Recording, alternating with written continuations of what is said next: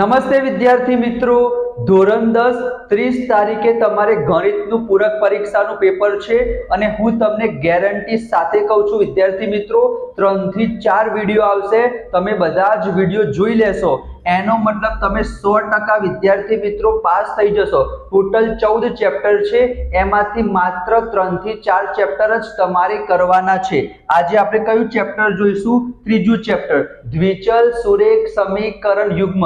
આજે વિદ્યાર્થી મિત્રો હું તમને બે દાખલા શીખવાડીશ અને એ જ બે દાખલા તમારા પેપરમાં પૂછાશે. વિભાગ સી માં બે દાખલા પૂછાશે, 3 માર્ક્સના. તમારા 6 માર્ક્સ વિદ્યાર્થી મિત્રો પાક્કા થઈ જશે. એક આવશે વિદ્યાર્થી મિત્રો લૂપની રીત અને એક આવશે વિદ્યાર્થી મિત્રો આદેશની રીત. આપણે x અને y ની વેલ્યુ શોધવાની છે. ધ્યાનથી સાંભળજો વિદ્યાર્થી મિત્રો. લૂપની રીત તમે સરસ રીતના યાદ કરી લેજો. આદેશની રીત તમને નહીં આવડે તો લૂપની રીતથી સાચો જવાબ લાવશો ને તો પણ તમને પૂરેપૂરા માર્ક્સ મળશે. આજે આપણે જોઈશું ત્રીજું ચેપ્ટર. બીજા 3-4 વિડીયો આવશે, એમાં આપણે બીજા ચેપ્ટર કવર કરી દઈશું. 1 થી 2 દિવસમાં બધા જ વિડીયો આવી જશે. તો ફટાફટ વિદ્યાર્થી મિત્રો ચેનલને સબસ્ક્રાઇબ જરૂર કરો, તમારા દોસ્તો સાથે પણ શેર જરૂર કરજો. તો આજે આપણે જોઈશું ત્રીજું ચેપ્ટર. Let's start. લૂપની રીત, આદેશની રીત. આદેશની રીત પૂછાય, લૂપની રીતથી તમે દાખલો ગણીને આવશો તો પણ પૂરેપૂરા માર્ક્સ મળશે, એનું ટેન્શન તમે ના લો. તો સૌથી પહેલા વિદ્યાર્થી મિત્રો આપણે લૂપની રીત હું તમને શીખવાડી દઉં. કઈ રીત શીખવાડું? લૂપની રીત હું તમને શીખવાડી દઉં. 50 દાખલા કરવા ઇમ્પોર્ટન્ટ નથી, 5 દાખલા કરો, બધી જ રીતના તમને ખબર પડી જશે. બહુ જ સિમ્પલ છે. ચલો, તમને આ પ્રમાણે બે સમીકરણ આપેલા હશે. મને લાગે છે કે તમને વિદ્યાર્થી મિત્રો 30-40% આવડતું હશે, તો બહુ ડિટેલમાં નહીં સમજાવું, બરાબર? જેથી વિડીયો બહુ લાંબો ના થાય. એક વખત બોલીશ પણ સરખી રીતના સમજી લેજો, બરાબર? નમ્ર વિનંતી કરું છું. ચલો, લૂપની રીત. તમને આ પ્રમાણે બે સમીકરણ આપેલા હશે અને આપણે x અને y ની કિંમત શોધવી છે. તો શું કરીશું? સૌથી પહેલા તમારે જોવાનું કે x ના આગળનું સરખું છે, y ના આગળનું સરખું છે. સરખું હોય તો સારી વાત, સરખું ના હોય તો સરખું કરી દેવાનું ગુણાકાર કરીને. તમે કહેશો સર, જો આપણે x ના સહગુણક સરખા કરવા હોય, અહીંયા 2 લખેલા છે, અહીંયા 4 લખેલા છે, તો આ 2 ને હું 2 વડે ગુણી દઉં તો 4 થઈ જાય. તમે કહેશો હા સર 4 થઈ જાય. તો એ રીતના તમે કરી શકો. તમે કહેશો સર મારે y ના આગળનું સરખું કરવું છે, તો પણ કરી શકાય. આ 3 અને 5 છે, કઈ જ ખબર ના પડે તો શું કરવાનું? આ 3 ને 5 વડે ને 5 ને 3 વડે, તો બંને 15 થઈ જાય. 3 ને 5 વડે ગુણો તો 3 × 5 = 15. 5 ને 3 વડે ગુણો તો 5 × 3 = 15. કઈ ખબર ના પડે. એકમાં 6 લખેલું હોય અને એકમાં 2 લખેલું હોય, તો શું કરવાનું? 6 ને 2 વડે, 2 ને 6 વડે. કઈ જ ખબર ના પડે તોની વાત છે, બરાબર? એકમાં 2x હોય, એકમાં લખેલું છે 2x અને નીચે લખેલું છે 6x. તમે કહેશો સર મારામાં એટલું પણ દિમાગ નથી કે હું 2 ને 3 વડે ગુણું તો 6 થાય એવું ખબર પડે. તો કઈ ટેન્શન ના લો, આ 2 વાળાને 6 વડે ગુણી દો અને 6 વાળાને 2 વડે ગુણી દો. જેને કઈ જ ખબર નથી પડતી એના માટે, બરાબર? પણ મને ખબર છે કે તમે એટલા બધા તો વીક નથી, તમને એટલી તો ખબર પડશે, બરાબર? ચલો, તો ફટાફટ હું તમને બતાવી દઉં. પહેલાને કેટલા વડે ગુણી દઈએ આપણે? 2 વડે. સાહેબ કેમ 2 વડે ગુણ્યા? કારણ કે આને 2 વડે ગુણીશું તો 4 સરખા થઈ જાય. તો આખા સમીકરણને કેટલા વડે ગુણી દેવાના? 2 વડે. 2 ને 2 વડે ગુણીએ 4x, 3 ને 2 વડે ગુણીએ 6y, 13 ને 2 વડે ગુણીએ 26. આખા સમીકરણને 2 વડે ગુણી દીધા. ઓકે, આજે બીજું સમીકરણ એને એમને એમ લખી દો. 4x + 5y = 23.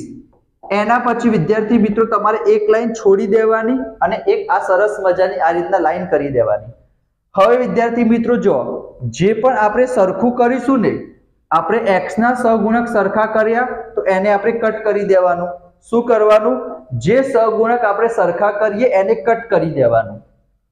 અહીંયા વિદ્યાર્થી મિત્રો +4 +4 કટ થાય, 4 ને 4 તો સાહેબ 8 થઈ જાય. તો કટ નથી થતા તો નિશાની બદલવાની. શું કરવાનું? નિશાની બદલવાની.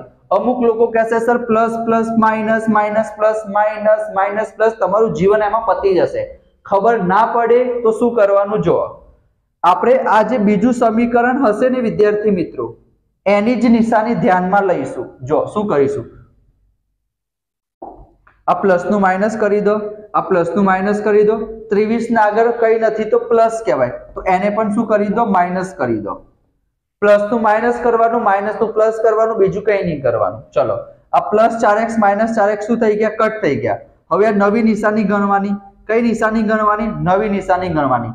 આ 6y અને 6y માંથી માઇનસ 6y માઇનસ 5y, 6 માંથી 5 જાય તો 1 ના લખીએ તો ચાલે, તો ખાલી લખી દીધા y. અને આ પ્લસ 26 માંથી કેટલા જાય, 23 જાય. 26 માંથી 23 જાય તો કેટલા વધે, 3 વધે, તો આપણે 3 લખી દીધા. y ની કિંમત મળી ગઈ. એ y ની કિંમત તમે પહેલામાં મૂકો તો પણ ચાલે, બીજામાં મૂકો તો પણ ચાલે. આપણે પહેલામાં મૂકી દઈએ. શું લખેલું છે, 2x + 3y = 13. y ની જગ્યાએ કેટલા મૂકવાના, 3 મૂકવાના. y ની જગ્યાએ કેટલા મૂકવાના, 3 મૂકવાના. તો જો જ્યાં પણ y દેખાય ત્યાં 3 લખી દેવાના. આ રીતના લખાય ના સાહેબ, આ તો 33 લખી દીધા. તો અહીંયા વિદ્યાર્થી મિત્રો આપણે કૌંસ કરવાનો, જેથી ખબર પડે કે બંને વચ્ચે ગુણાકારનો સંબંધ છે. જે લોકો હોશિયાર છે એ લોકોને આવડે છે વિદ્યાર્થી મિત્રો. જો તમે આ વિડીયો જોઈ રહ્યા છો એનો મતલબ કે તમે સરસ મજાના ક્યાં છો, સરસ મજાની ચેનલ ઉપર છો. તમારી પોતાની ચેનલ છે વિદ્યાર્થી મિત્રો. ચલો આગળ જઈએ. આ 2x આપણે એમને એમ લખી દઈશું. 3 તરી કેટલા થશે, 9 થશે, બરાબર 13. 9 ને ક્યાં લઈ જઈશું, સામે લઈ જઈશું, માઇનસ થઈ જશે.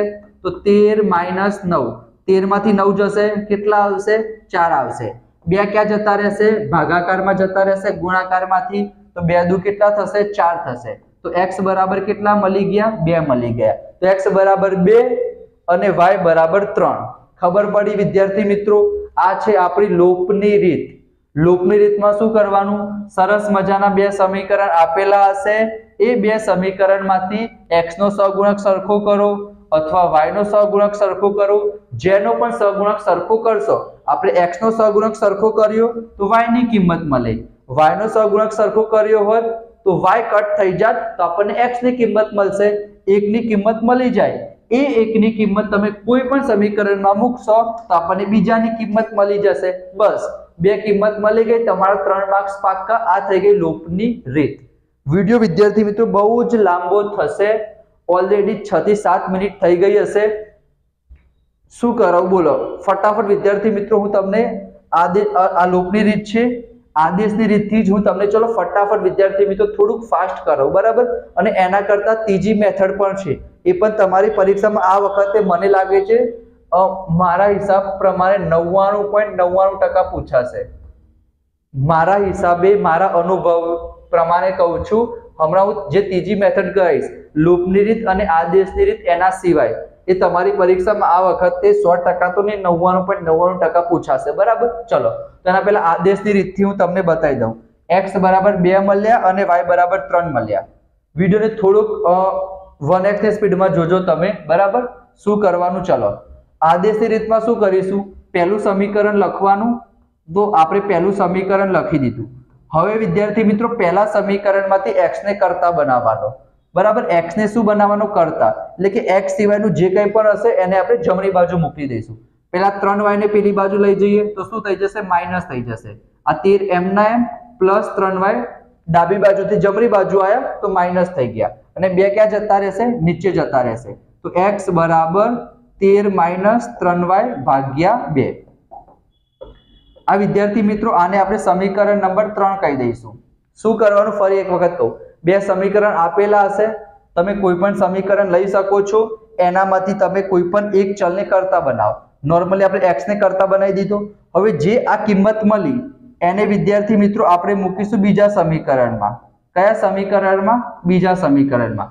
બીજા સમીકરણમાં જ્યાં પણ x હશે ત્યાં આપણે શું લખીશું, 13 માઇનસ 3y ભાગ્યા 2 લખીશું. તો આ સમીકરણ છે વિદ્યાર્થી મિત્રો બીજું સમીકરણ. તો એ હું અહીંયા લખી દઉં. 4x પ્લસ 5y બરાબર 23, બરાબર. x ની જગ્યાએ કેટલા લખવાના છે, 13 માઇનસ 3y ભાગ્યા 2. તો આ x ની જગ્યાએ લખી દઈએ 13 માઇનસ 3y ભાગ્યા 2.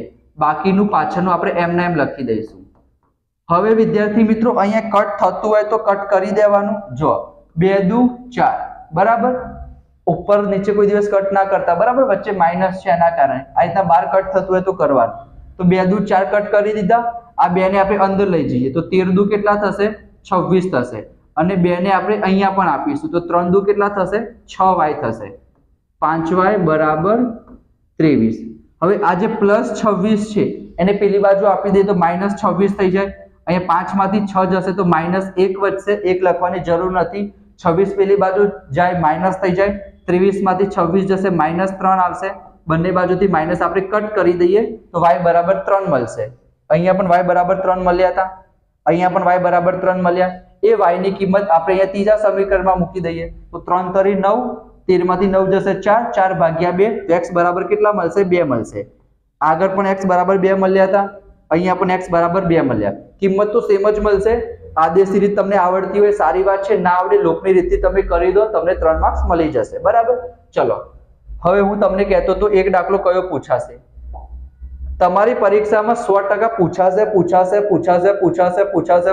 પૂછાશે જ બરાબર આટલી બધી વખત મેં કીધું છે તો આ બે દ્વિચલ સુરેખ સમીકરણ યુગ્મ તમને ખબર જ છે આ બે સમીકરણ એનું વ્યાપક સ્વરૂપ અહીંયા તમે જોઈ શકો છો ax + by + c બરાબર 0 જો હું તમને શું શીખવાડવા માંગુ છું આ પહેલા નંબરનું સમીકરણ છે તમે કહેશો હા સાહેબ તો પહેલા નંબરના સમીકરણમાંથી આ જે x ના આગળ હોય એને કહેવાય a1 y ના આગળ હોય એને કહેવાય b1 અને અચર પદ હોય એને કહેવાય c1 તો પહેલા સમીકરણમાંથી a1 b1 c1 ત્રણ વસ્તુ મળી ગઈ એ જ પ્રમાણે બીજા સમીકરણમાંથી શું મળશે તમે કહેશો a2